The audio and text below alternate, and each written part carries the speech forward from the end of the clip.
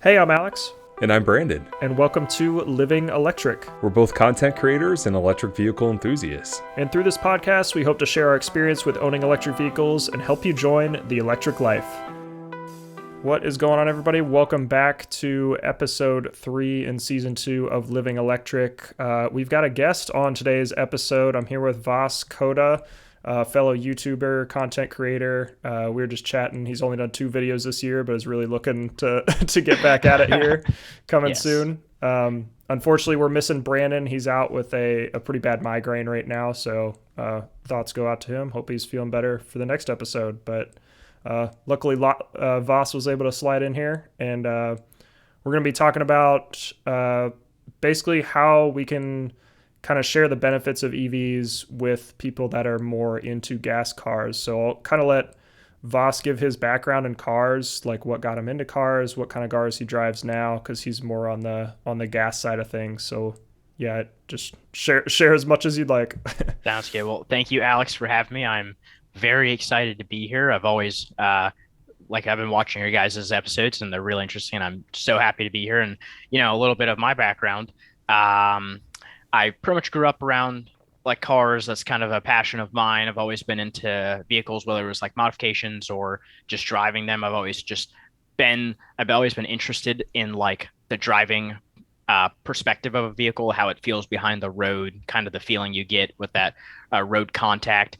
And I want to say up until 2 years ago, I knew there was electric vehicles maybe 3 years ago, and I knew all these existed until my mom, she drives a Tesla Model 3, and until she had gotten one of those, I've always been very dismissive of the thought of having an electric car, just because you heard all the hype, and up until I would say Tesla even came out, they were very ugly.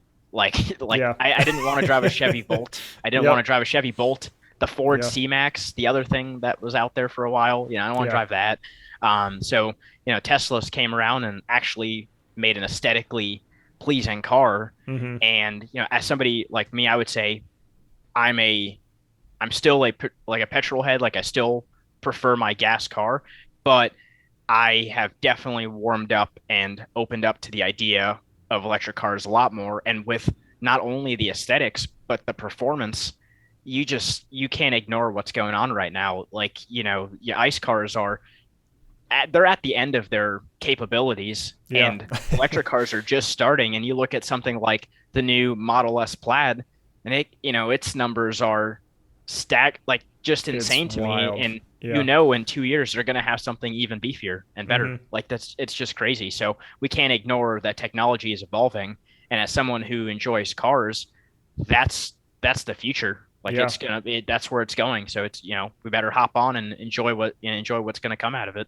Yeah. Yeah, that's a great perspective to have because at the end of the day, it is still a car. Like you still have that Hmm. driving experience. You're just powering it a little bit different. So, do you think styling, like you mentioned styling, do you think that's the biggest thing holding people back from an EV, at least like a few years ago? I feel like that's changed a lot recently. I think a lot of car companies have figured out you've got to make a good looking car. It just has to be electric. You can't make it all like super eco-friendly looking. I agree. There are I want to say like a few things that a typical consumer, like a gas vehicle, a gas consumer, would be hesitant to switch over. We can say the price, but I don't think the price is the biggest issue. They are expensive, but they're Hmm. coming down. There's rebates. The average new car in America is like $37,000, so it's Yeah. very comparable to the price of like a nice Model 3 or Hmm. some of the other vehicles you can get. But really, I think up until recently, the hang up, at least for me, and for a lot of people I've talked to that have had both or want to switch, is just the charging and Mm. the conceptions that, oh, I'm going to have to park my car overnight somewhere if I go on a trip, and I can't get in, I can't resume my trip, or my 3 hour trip's going to turn into a 6 hour trip because I have to charge it all the time. Or, oh, I don't know, my car's just going to die somewhere because I don't know where to go for charging. So I would Yeah. say that is a big one. Um, the styling, definitely, because like we were saying, until like I think the Model S came out in 2012, Hmm. and I think, and at the time, it was the only normal looking electric car. Like and when I mean normal, I mean like Chevy and Ford and these companies, the Nissan Leaf, and they're trying to make these hatchbacks, Yeah. and like they could have easily just picked like you know a more sedan looking or a hat like a true vehicle Hmm. looking car and started there. Yet they wanted to go completely different route, and they made these vehicles that just are not pleasing to the eye. They weren't super capable, Yeah. and they just felt like something where they're putting these out to have them, but this isn't something somebody would buy. Yeah. But then the Tesla comes around, the Model S, and now you have this mainstream sedan. It's still very expensive, Hmm. but you have this sedan that performs really well, can seat 7 people, in some capacities, and can haul a lot of things.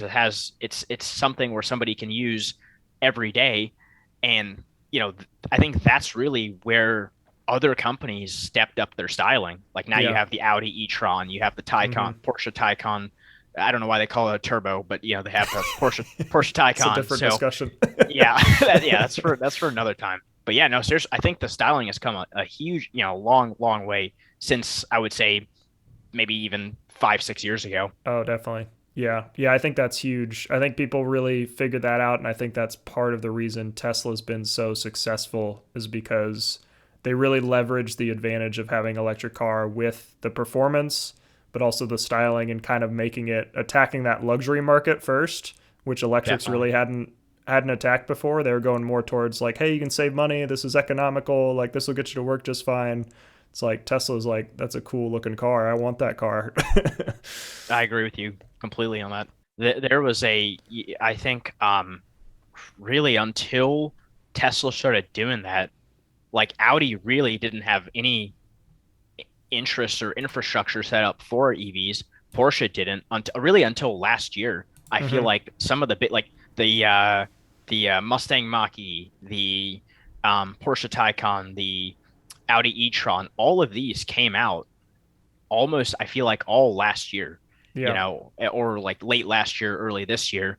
And until then, there was only really one company that was setting up charging stations and setting up all of this infrastructure around the country for the past decade. Yeah. So Tesla is just I feel like leaps and bounds ahead in terms of that. And then also just another misconception is everyone thinks it takes so long to charge.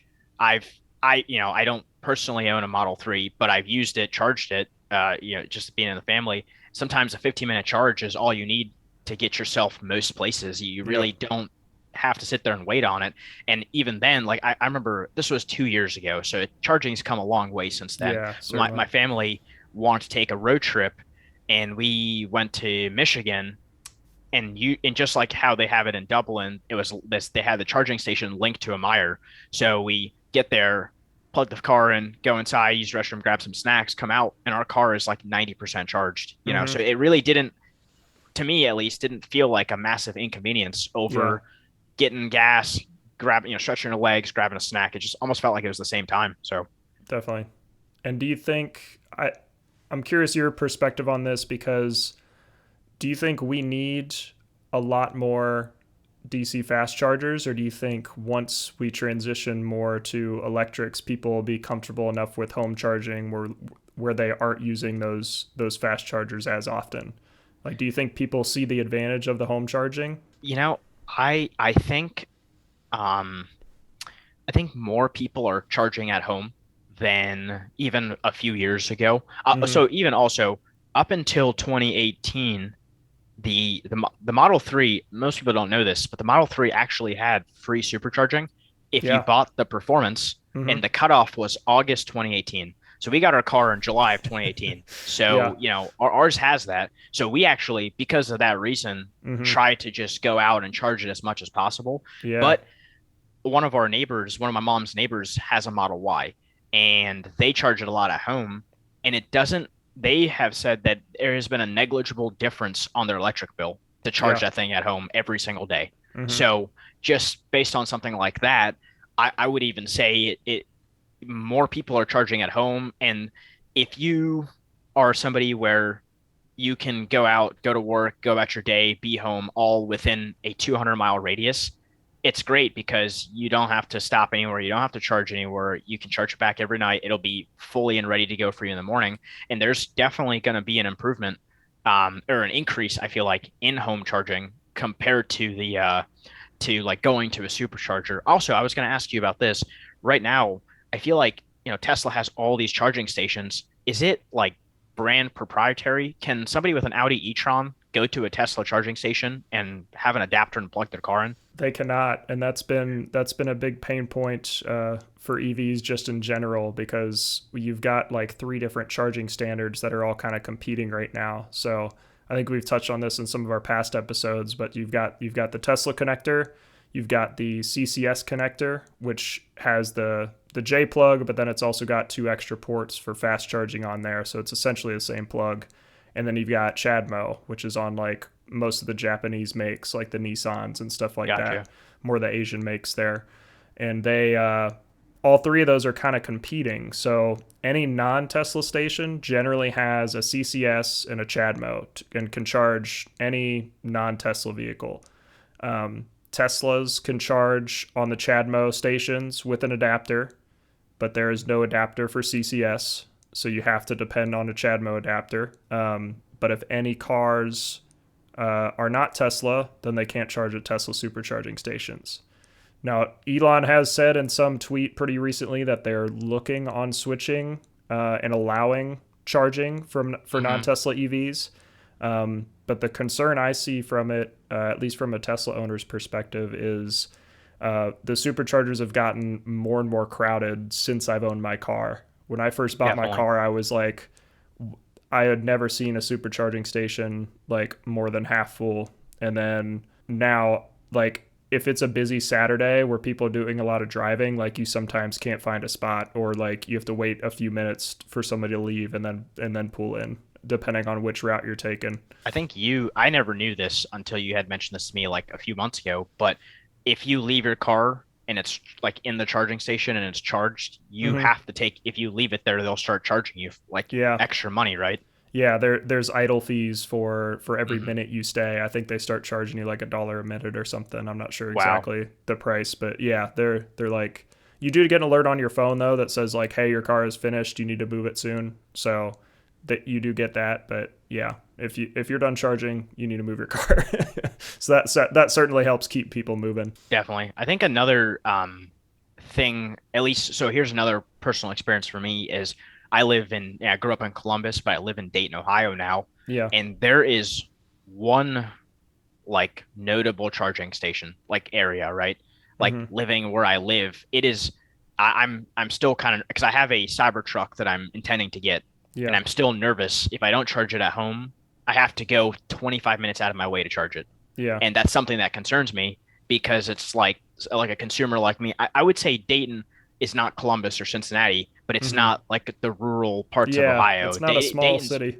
no, Dayton's pretty popular, and there isn't a whole lot of Tesla stations or even like fast stations. Yeah. Some of the workplaces have their own, but it's not like, you're not going to get the faster charging. So that's something I've thought about. And then also I've even considered if I decided to get a different EV, like we reviewed that Ford Mustang Mach E. There is like one station at the dealership, Mhm. and then there's another station at the other dealership 30 minutes to the other Yeah, side. So it's just like if you don't charge at home, I feel like it's going to get to the point where you almost have to charge it at home. certainly. Um, And unless they do we can talk more into this, but I know the president announced some form of the future. They're gonna push. I don't remember what it was called, but they are proposing something towards the future being just like new vehicle sales is going to be EV. yeah, So maybe their mandate comes out where Tesla can't monopolize their charging stations. They're going to have yeah. to like open it up for other companies. I don't know. I mean, I'm sure there's already stuff like that, like that's being discussed. So Yeah, yeah. Before we get to that, I wanted to mention on home charging too. I don't think a lot of people realize how easy it is to install a home charger. I don't know if you've looked into it at all or familiar with the process, but it is super simple. It's as easy as getting a higher powered like dryer outlet installed in your garage. It is not a complicated process. Most electricians can do it. Like yep. it's not that difficult. And I think the issue only really comes where you're in a situation where you can't plug your vehicle in at home. So like right now I'm in Yeah. an apartment complex. I have limited charging options, and I am dependent on that public network and using superchargers. But I think for people that own a home, it's like it's easier than ever to drive an EV if you can just install a charger. So, and it can be as cheap as a few $100. Like it's not a significant expense depending on like where your electrical box is and where you want to install the charger, all those kind of things. But it Yeah. doesn't have to be like a big crazy additional expense when you buy your car.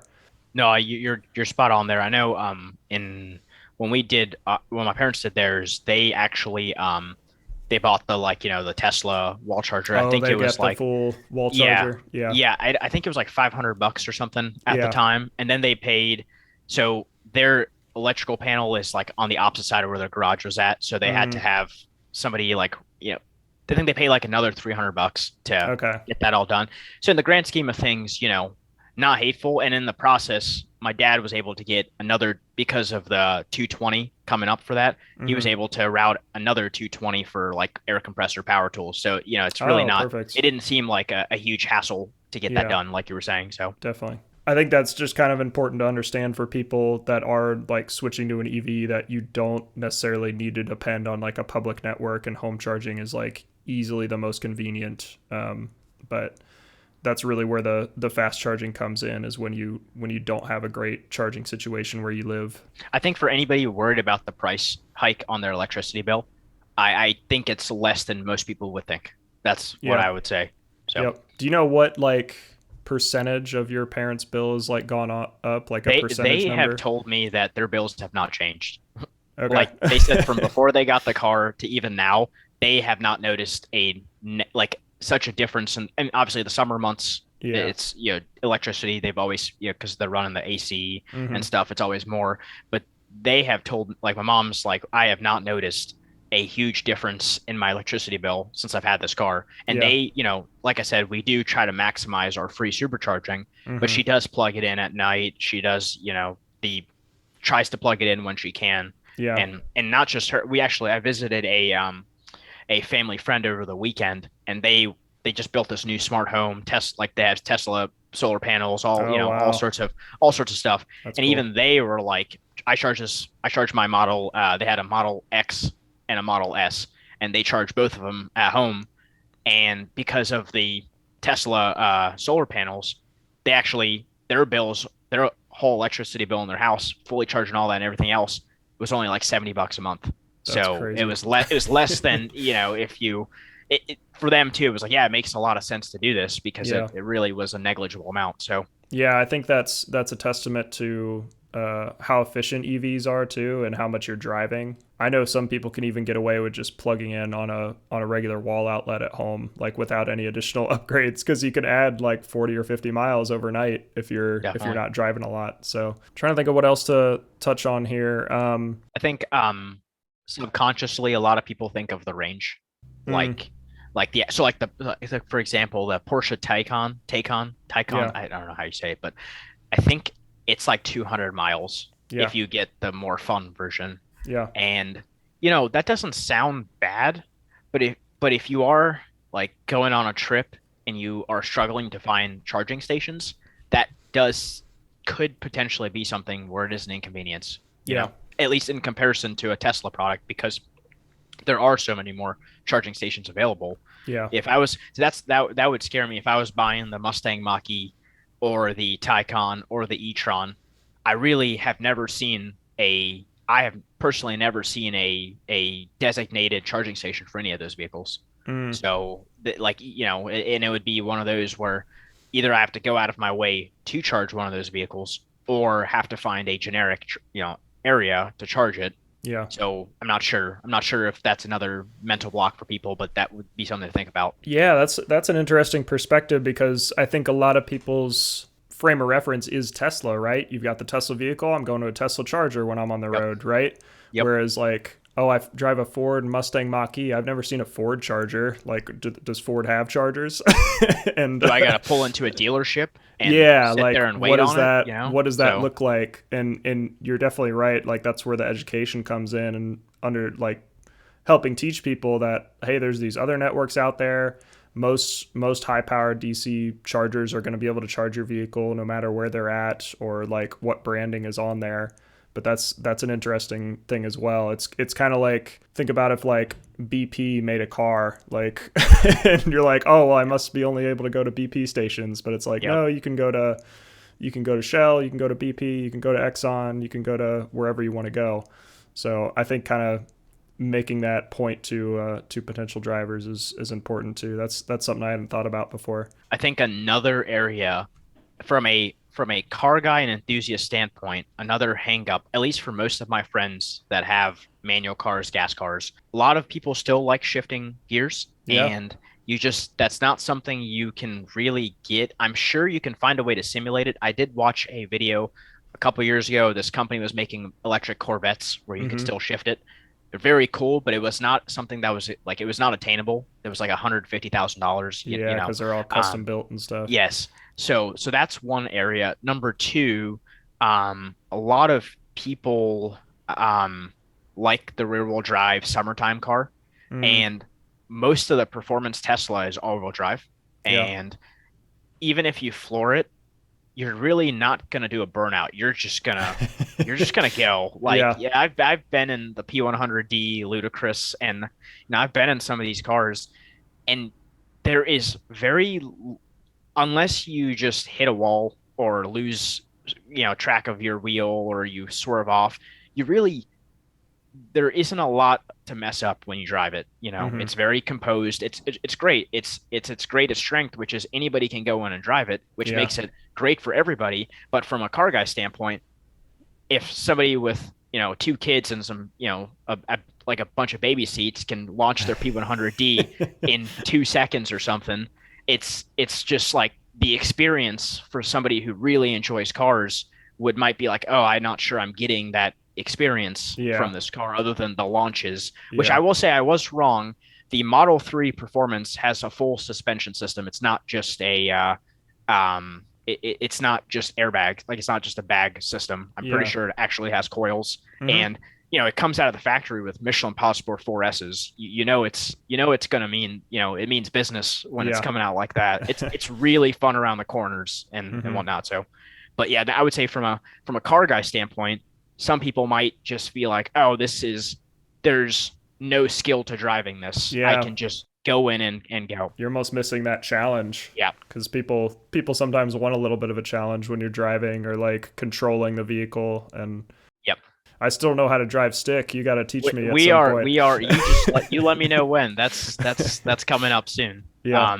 I think a lot of, like you're saying, not like the challenge, and there's something about knowing that at any moment, if you don't know how to drive, your back end could give out. Mm, Or you could make a mistake on the road. Like, there's something, obviously it's very scary to think about, but in the same regard, it's also like, wow, I have to be smart enough to like understand this car and get that connection. yeah. And I will say, like, it's been a while, but I usually, when I'm in a Tesla, the Model 3 takes corners really well, but it's more of the punching it in a straight line Mm-hmm. is what it's more known for, in my opinion, Yeah. compared to taking it around, a corner, or taking it on.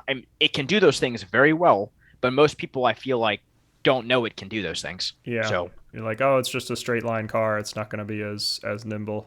Yeah, that's interesting because I think that's definitely more of a niche thing, and I'm sure you see it more often, like just kind of in the circles you're in, being around cars and stuff. But I don't know if the average consumer wants a car that's going to be like they don't dangerous, care. or that No. they don't want it to be manual. They don't want it to like I mean, just even manual cars in general are pretty much Oh, going. they're phased out. I They're mean, phasing out. they Yeah. are the only person that does that nowadays is somebody optioning a car brand Mm-hmm. new. If they have a choice and they really want to, they will do that. Yeah. But any standard car out of a dealership, they're usually not going to option it with a manual, you Mm-hmm. know? It's really not even cheaper these days to do that, Yeah. compared to just a regular car. Mm-hmm. But yeah, no, manuals are done. And I think that's what makes it more. No, I hate to say it, like, as fun as they are, Yeah. they're never smarter than a computer. Mm-hmm. No one shifting by hand is going to outsmart a computer system. Yeah. It's not going to happen. So they're done. And then, in a Tesla, the other difference, I think, is there's no gears to roll through when you're punching it. It's Yeah. just a constant like once you kick that torque in, you're just going. Like there's no, in a nice car, you're gonna wait for your shift and then you get a Yep. little breather before you go back in. You don't have that when you punch a P100D or even the Model 3 Performance. I mean, you punched ours. It just kind of it just kind of puts you there and takes you off. Yeah. There's no breathing room. So Yeah, definitely. That brings up a good question. What you do a little series on your YouTube channel where you say like so and so driver reacts to Model 3 performance. yes. What's been your favorite or like a memorable experience from doing that with somebody? I've had some really good. One of my buddies has a M6, a BMW M6, Okay. and it was a tuned at 700 horsepower. It spit flames. I mean, Jeez. this thing would chirp tires in third gear, going like 90 miles an hour. Like this Oh. thing it was a monster. And he got in the Model 3, and he had been looking for a daily, and Mm. he's like, I just don't want to drive the M3 everywhere. It's kind of expensive to maintain. Like Yeah, oil yeah. changes are $200. Oh. Maintenance brakes are $5,000. Just things like that, right? He gets in the Model 3 Performance and he floors it like from a stop, like just from a dead stop. I'm like, just hit it as hard. Like there's no prep. Just put your foot on the brake. It'll tell you now. Just hit the gas or hit the pedal, and off you go. And we got to the speed limit so quickly that he was just like, "Is that?" He's like, It's like, what just happened? Is that real? I'm like, no, this is it. He's like, I got to do this again. I don't know. And every time I have somebody who has a supercar or a sports car who's never been in a Tesla, they always like, I got to do this again.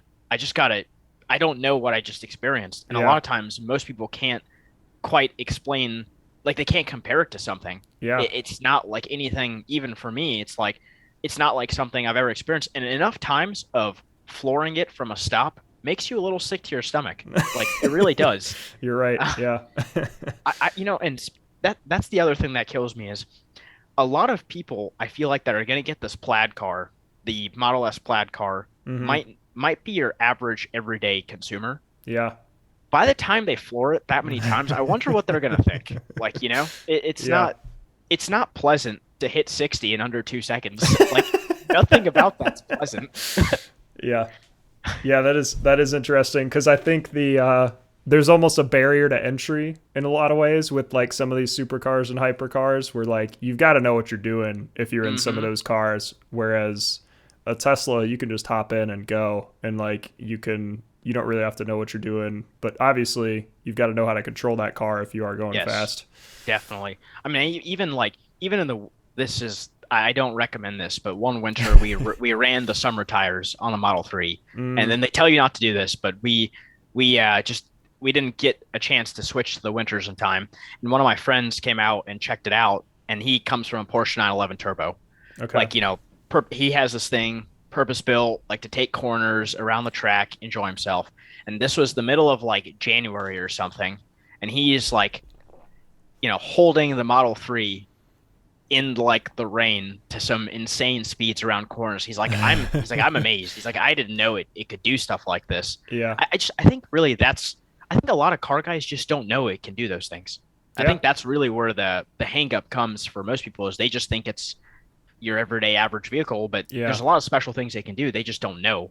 Yeah, and that's something I always try to do too. Is like if you're skeptical about electric cars, like go take a test drive, go borrow your friends and do a little test Yep. drive. Like I try to do that with my car too. If anybody wants to check it out or look inside, I'm a little less likely to let you drive it, but but certainly Depends try on who to. you are. If you come from a car background or Yeah. a you seem like someone who, you never know, but you Uh-huh. seem like somebody who would appreciate and understand this, it's not that bad. Yeah, Um, exactly. What EV do you think that's either on the market right now or coming soon are you most excited about coming from a gas car? Like what that maybe a car that would like make you switch. so a car that would make me switch, or even just from an excitement standpoint, I'm very curious to see the Lucid. Mm, Lucid Air, I think is yeah. what it's called. Mhm. They've made some bold claims for the price point and claim that it can do all these things. It also looks very luxurious. Yeah. So it could be the like, so like in I'm a big German car fan, and Okay. you got Mercedes, BMW, Audi. when you think of luxury, think of Mercedes, right? When you think of performance, it's usually a Beamer. And then Audi's kind of that, it used to be the, okay, it was not quite as expensive, but you got a lot of those features. Yeah. The Lucid Air reminds me of like the Mercedes Yeah. of the EV world. It's gonna like the inside looks super futuristic. Saw a lot of the like it looks very high end. So I would say I'm very interested in that. Out of just it's gonna be a meme, but the Cybertruck like it's just you look at this thing that's 6,000 pounds of cold rolled steel or whatever. Yeah. It's ugly. Like no offense to anybody, I'm gonna get one if I can, and it's ugly. Like I'm not gonna sit here and say it's a good looking car because Yeah. it's well, it's not a bad looking car, but it's not traditional, and a lot of Yeah. people just don't know how to take it in, right? Hmm. But that the tri motor is reportedly gonna hit 60 in under 2.9 seconds. Yeah. That's like that's just like the new C8 that's like the new C8 Corvette, the Lamborghini Huracan. Like Yeah. this thing is gonna look so out of place, and it's gonna be keeping up with sports car supercars. So I'm really excited about that. And I'll say I think I'm really I don't know, and you can chime in on this. I would like to see a EV in the 25,000 or less. No tax rebate, none of that stuff. Just Mm, an EV that's 25 or less and see where definitely. it goes. Because I think for a lot of people, 30 plus $1,000 is a lot of money to ask for a new technology. Like Yeah. it's if it would, I mean, your new Honda Pilot, your new Honda Accord, these things are expensive, but Yeah. people know the brand, they know how reliable it is, so they're going to trust it. But now you're asking to spend 40,000 for Hmm. a standard car, Yeah. a standard electric car, and you don't know what it's like. That's just for It's a some big people, ask. yes, that's a lot of money to, to put down. So I'd love to see if I don't know if you know more about this, whether Toyota or Honda or one of these companies where people think and they just think reliable. They think even though Teslas are very reliable, Yeah. they just think of the things that come to your mind. I wonder if any of them have something in the works that's not Yeah. ugly and that's like I really wish they did because Toyota has been very adamant that we're not doing EVs. We made the Prius, we made like some of the most efficient cars that we can make. Like that's still going to sell more than any EV we would make today, which in wow, a lot of ways might be true. Like the execs at Toyota obviously know like what works best for them because they can I mean their new Camry can do like close to 50 miles per gallon now. Like it's yep, insane.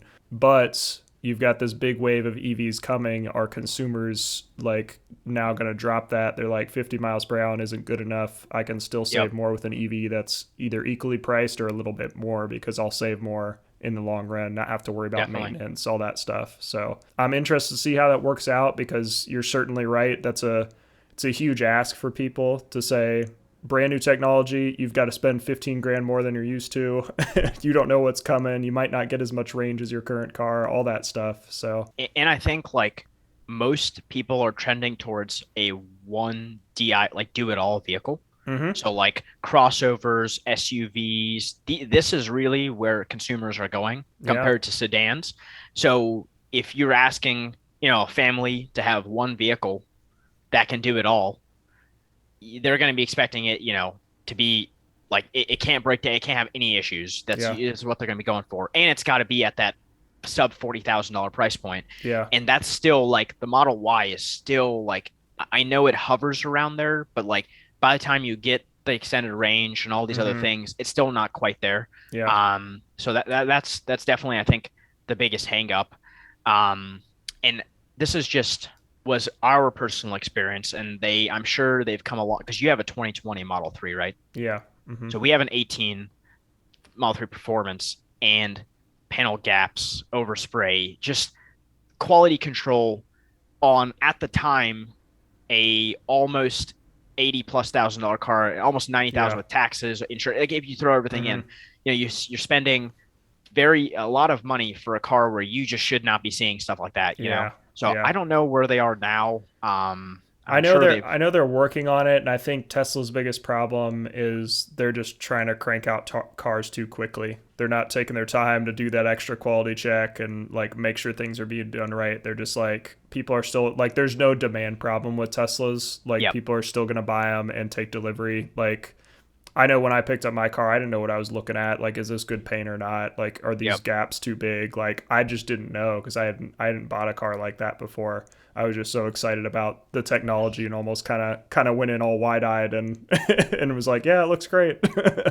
So I just think I think like so like from a luxury standpoint, if you were taking delivery of a new Mercedes, new BMW, new Audi, and let's just say you're spending 90,000, those yeah, consumers would be very frustrated mm, to see overspray, to see these things. yeah, So like I'm curious, that's why like the Lucid Air, I'm curious to see how it like how good are actually, they gonna be? yeah, like they're promising all these things, and I really want to know when it comes out, is it actually going to deliver? Because they've been promising things for years, and it Yeah, is, I want to see it. Like it's been so long. So, and even definitely. I mean, I think also the Ford made a really good stride with the Mach E. I Mm-hmm. felt like coming from a person who still likes my gas powered vehicle, but is open to and very accepting of electric vehicles, that was a great middle ground because it's kind of like I was saying, the one vehicle, so it's a crossover. It Yep. can do the both.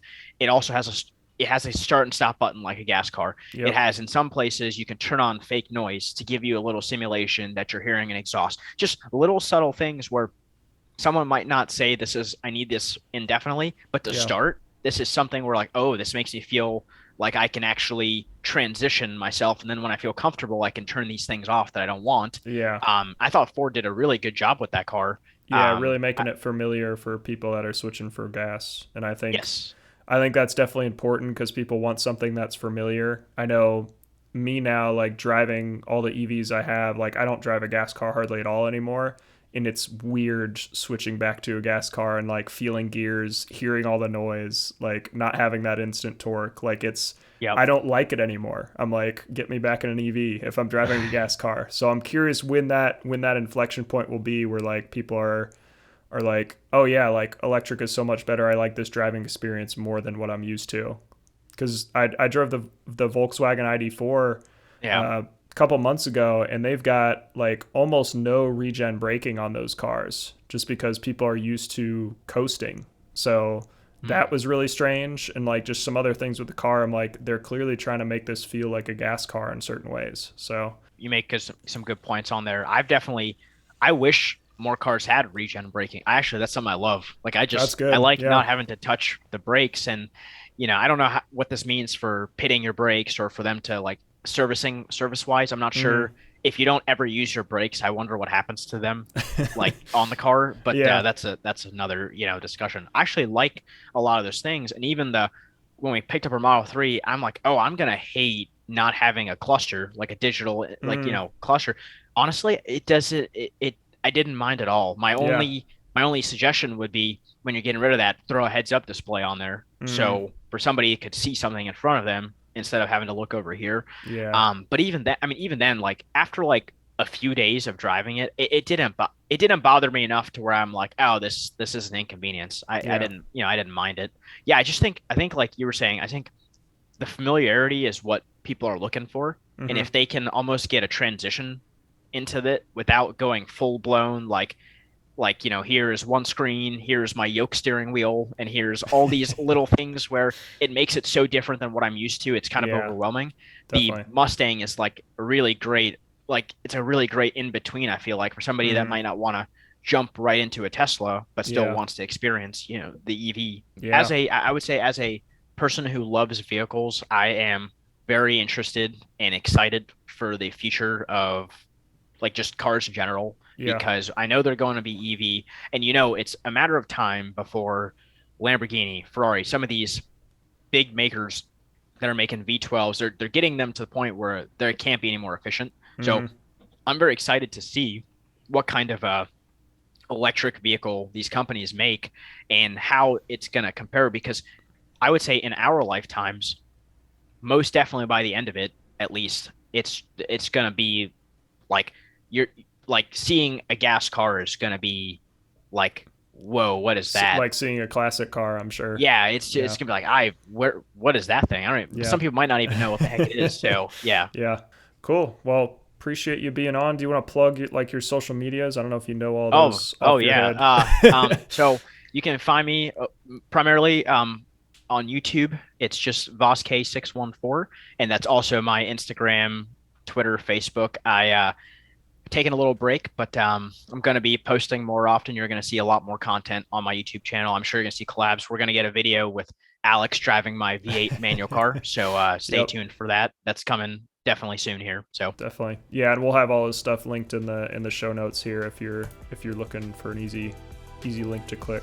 So that'll do it for this episode. Thank you all for tuning into this special episode with Vas. If you have any questions for us or want to continue the discussion, we're on Twitter at livingelectric_, on Instagram at Living Electric Podcast, and on Facebook at Living Electric Podcast as well. So thanks for tuning in, and we will see you in the next episode.